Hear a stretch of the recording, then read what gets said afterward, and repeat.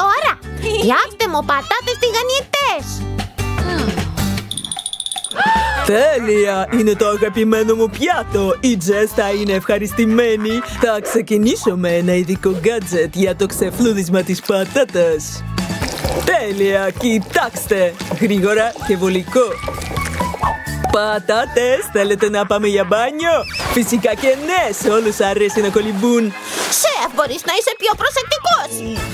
Γιατί με δέρνουν συνέχεια. Εντάξει, συγγνώμη, μου αρέσει πάρα πολύ η μαγειρική. Τώρα χρειάζομαι ένα μηχάνημα που θα κόβει τις πατάτες ελαττήριο. Έγινε! Τις στέλνω στη φριτέζα για να τηγανιστούν. Πρέπει να είναι τραγανές οι πατάτες. Σούπερ! Χρησιμοποιώ πατατάκια για διακόσμηση. Θα τα κάνω ψίχουλα. Ο κύριος σεφ μπαίνει στο ring με 3 σακούλες πατατάκια.